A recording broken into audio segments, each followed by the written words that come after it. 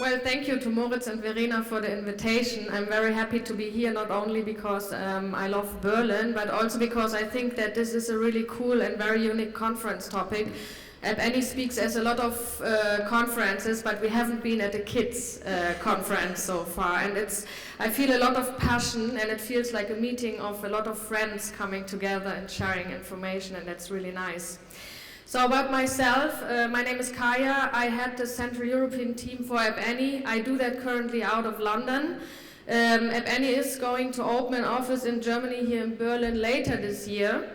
And today I'm here to talk or to give you an overview of the trends that we are seeing in the app markets. And hopefully this will give you some background information for talks that are following later this afternoon, but also maybe initiate some coffee talk or coffee break talk discussions, and also help you to navigate through the world of kids apps. Oops, sorry.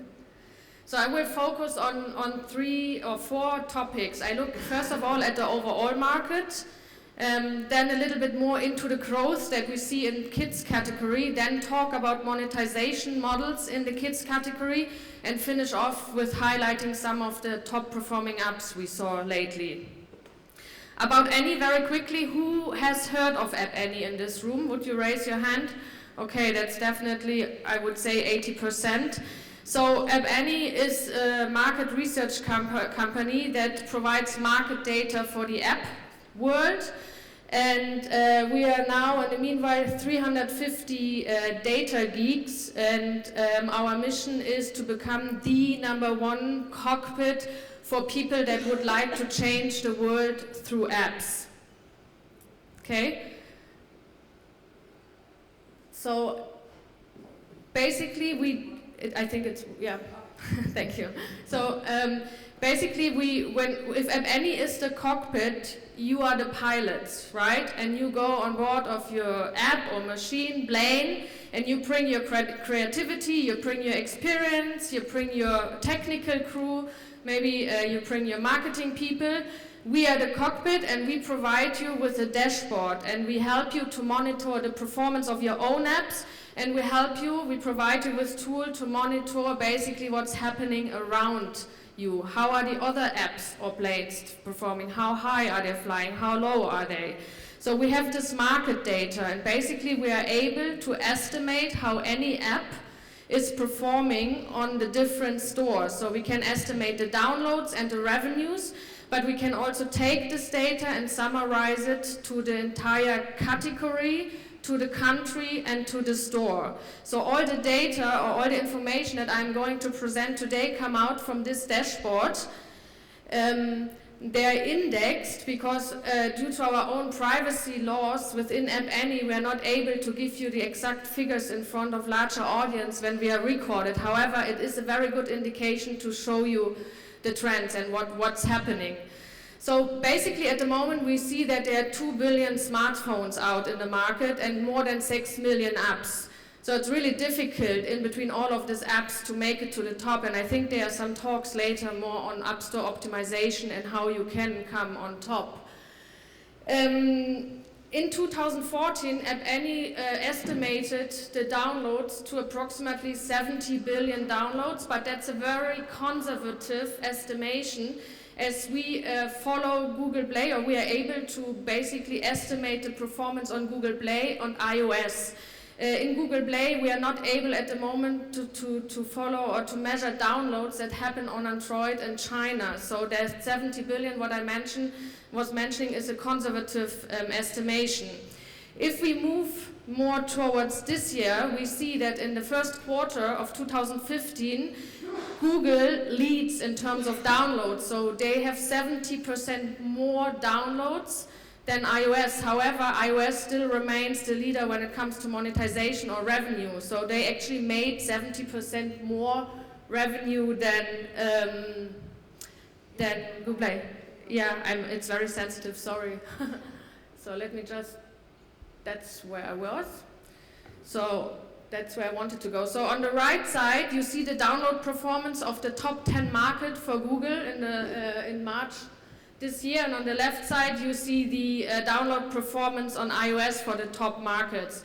And what we see in terms of downloads on Google Play is that emerging markets like Brazil, Mexico and Turkey are actually driving the amount of downloads in Google, and that's probably due to the device adoption in these markets. On the other side, the blue one, iOS, China and the United States make actually 45% of the total downloads on iOS. And if you look at the full first quarter of this year, you see that China actually overtook the US in terms of downloads. So China is now the biggest market in terms of download for iOS. I think there are some people from Apple here, and they might have the explanation for that, but we think it's connected to the iPhone 6, so bigger devices in China help or speak to the consumer, because the consumer in China is like a mobile first consumer, so they actually do more transaction on the phone, and so they respond really well to the bigger iPhone with a longer battery power. And also I think Apple mentioned in their last earnings calls that last September they had 11 stores across China, and now they have 21. So it's definitely a strategic market for them, and we think this market will grow. I'm really moving too fast. Okay. So looking at the revenue statistics, or the top 10 countries in terms of revenue, when we look at the revenue of Google Play, we see that it's driven, 2/3 are driven by the United States, Japan and South Korea. Google, by the way, or Germany makes actually more revenue, the total market makes more revenue on Google Play than Android. So Google is monetizing much better in Germany than iOS, and that's connected again to device adoption. There are actually around 30 million more active devices in Germany, Android devices, than iOS devices. Generally, talking about iOS, we see that the United States in terms of revenue is still leading, and overall we see a lot of Asian markets in the top countries per revenue, like Japan, China, South Korea, Taiwan. European market, the UK brings the most revenue on both stores, followed by Germany and then France. Careful. So now looking quickly at the categories. That are the top 10 categories on iOS. On the right side for you on the left side for you per downloads, and on the other side per revenue. So we compare the category movement year over year. So you see basically the top categories of March, and you see how they moved over the year before. So on iOS, just to make sure, yeah, I moved again, sorry.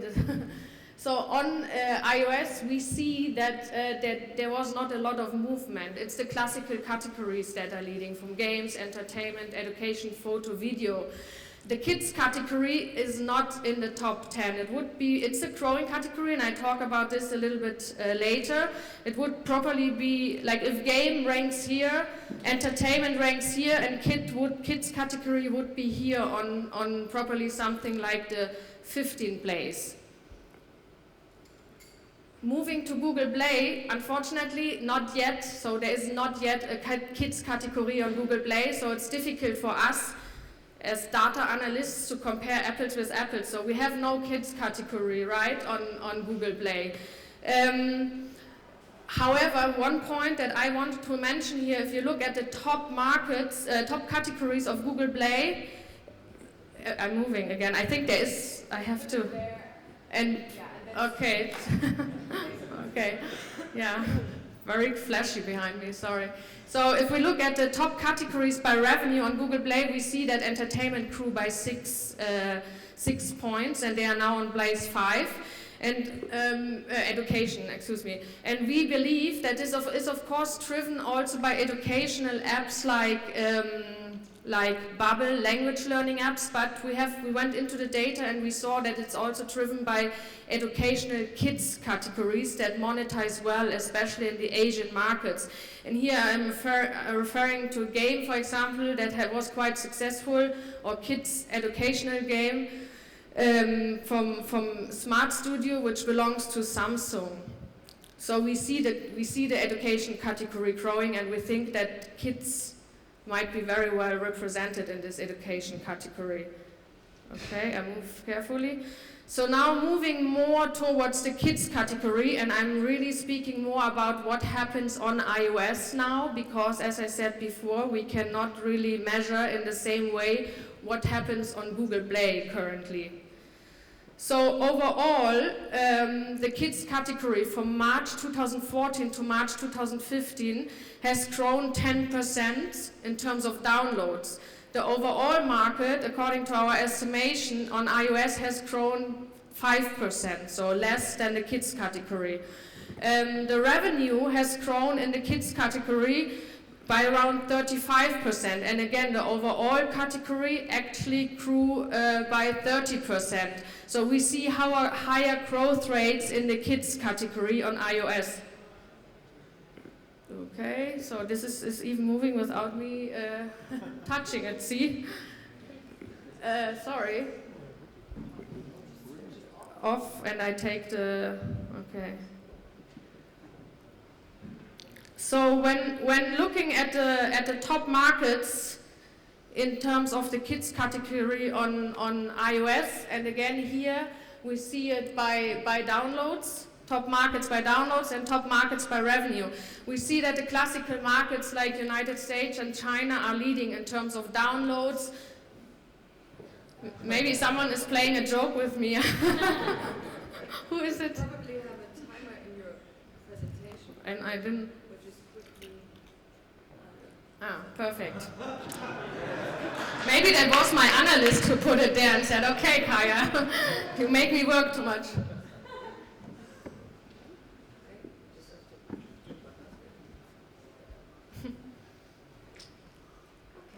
Okay, thank you.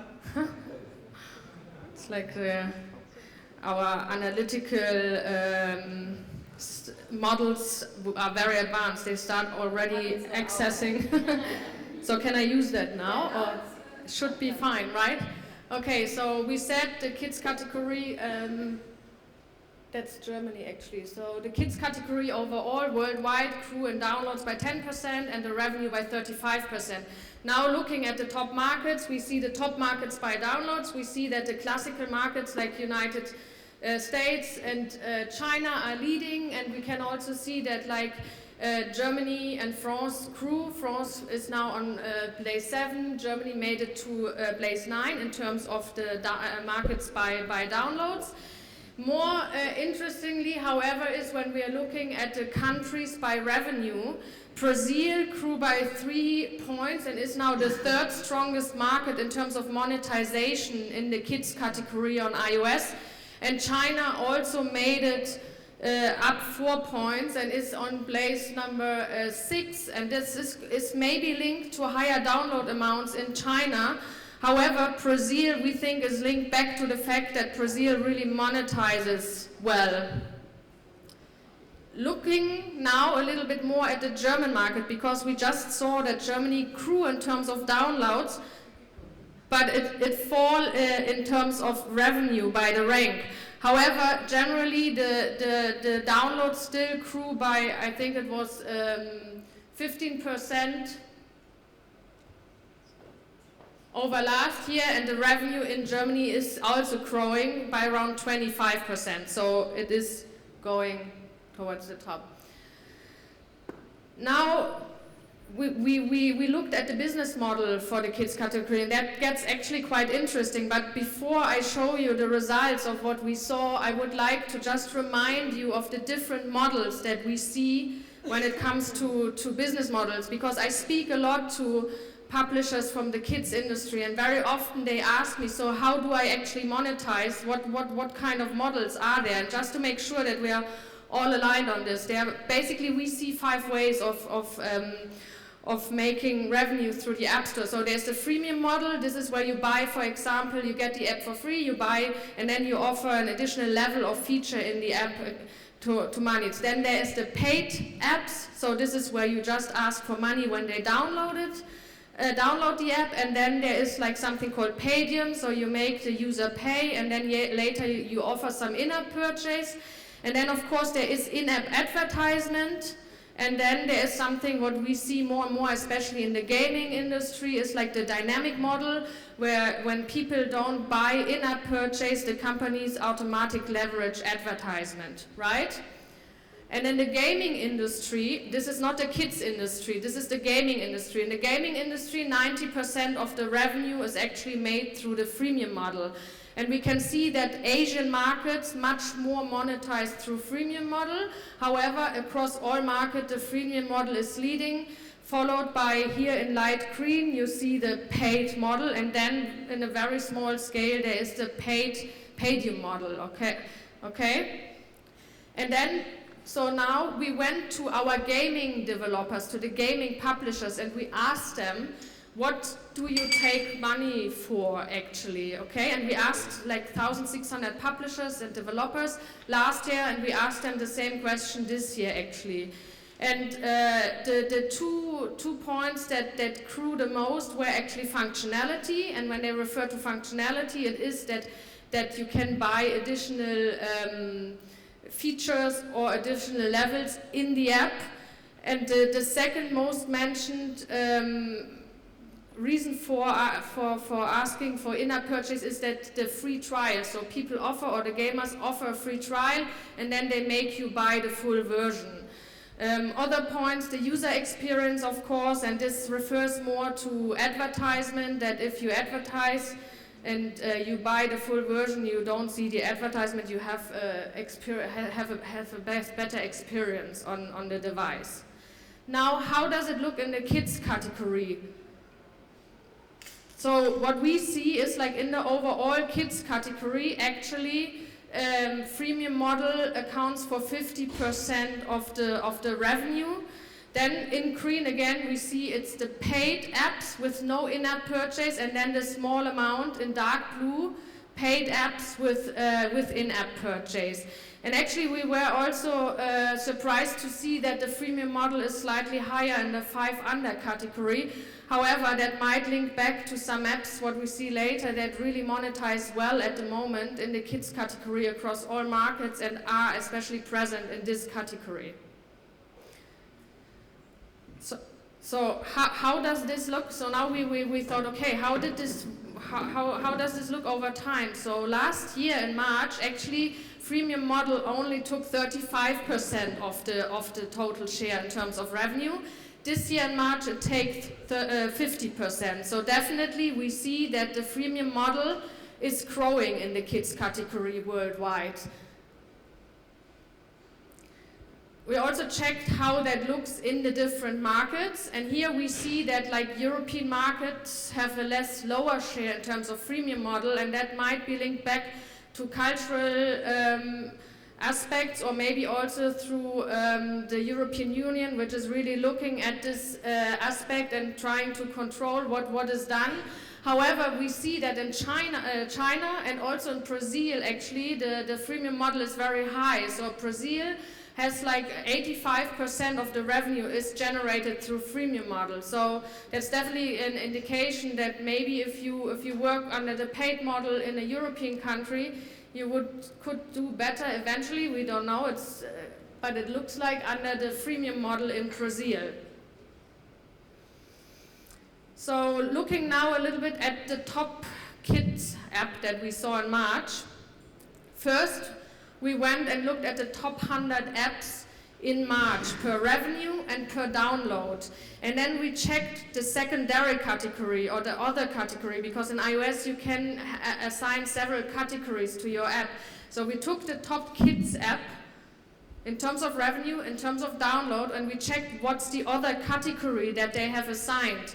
And basically what you see, or what we saw, is like that education is doing extremely well in both. In terms of downloads, they have 46 apps out of the top 100 come from education, and in terms of revenue, it's actually 49 apps that come from the education environment. Games are doing actually quite well in terms of like downloads, but they don't monetize that well. And books, interestingly, it's like the dark green on the slide.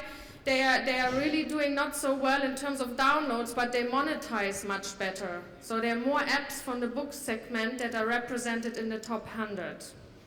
So that might be a trend indication of what is working well at the moment. So now we checked who are the top 10 apps at the moment in March. We took the data from March. And we checked that here for iOS in terms of download, and you see on this side you see what happens worldwide, and on the other side we compare to Germany.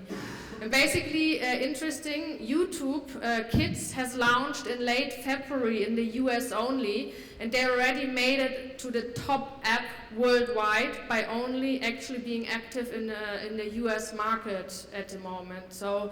That's quite interesting. An interesting other app here on place number 4 is Play Kids, and that's a Brazilian app, and it's also an app which offers like a choice of 200 videos for kids, for the kids under 5 category, with a very strong parent control, and they are very successful in terms of downloads in more than 25 markets, and also in terms of revenue.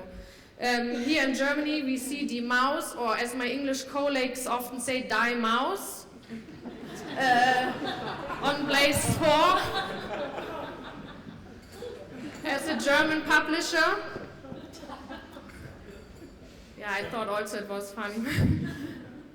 And if we move then, I move to the next slide, if we move and look at the same data in terms of revenue, we actually see, and we saw that on the slide before also, that the IPs and brands lead overall in terms of downloads and revenue. So Disney, of course, Lego, Hello Kitty, they are always represented in the top 10. Here on this slide we see the Play Kids, what I just mentioned, the app from Brazil, actually on place 2 worldwide in terms of revenue.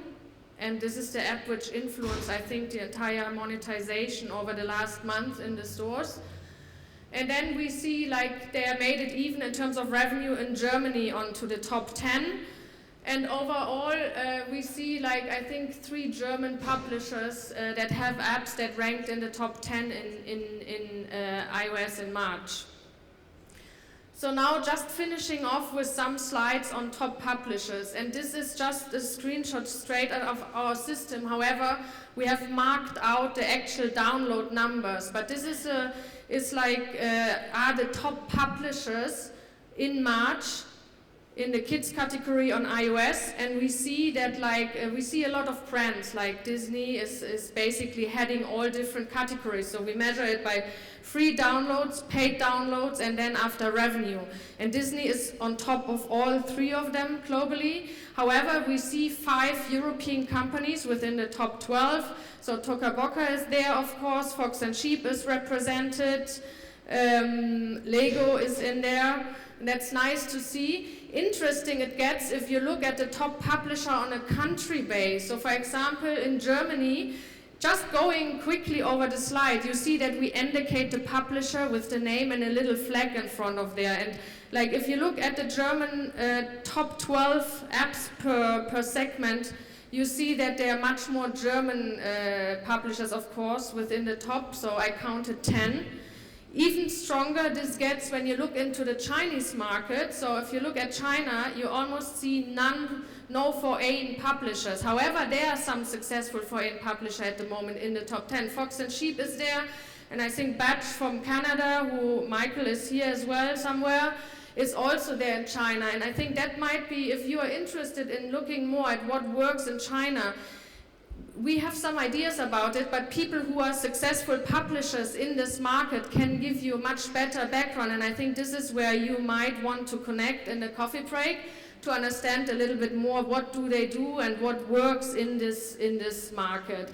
We think it's a lot about localization expertise and maybe having local help. And here just it's the last slide almost. Or Brazil, if you look at the origin, so the flags of the publishers, you see that they are coming from much more different markets. So you don't have any particular country dominating this app. So there might be one Brazilian, there are two Germans, there's maybe a Swedish one, there's an American one, but basically it seems that the kids market in Brazil is relatively open for publishers from all across the world. So just to summarize the key takeaways that I went over, Google Play, much more downloads, 70% more, iOS, much more revenue, okay, in monetization.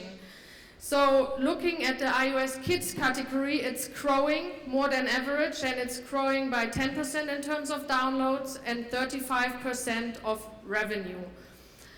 United States, China and Brazil are the strongest markets in terms of revenue for the kids category and therefore have a big importance. The freemium model is growing, so that's aligned with what we see in the category, and we think it will keep growing. However, the paid model is still very important for the European markets. And then also, last but not least, we think that education and entertainment apps are the key driver behind the top performing apps at the moment. Thank you.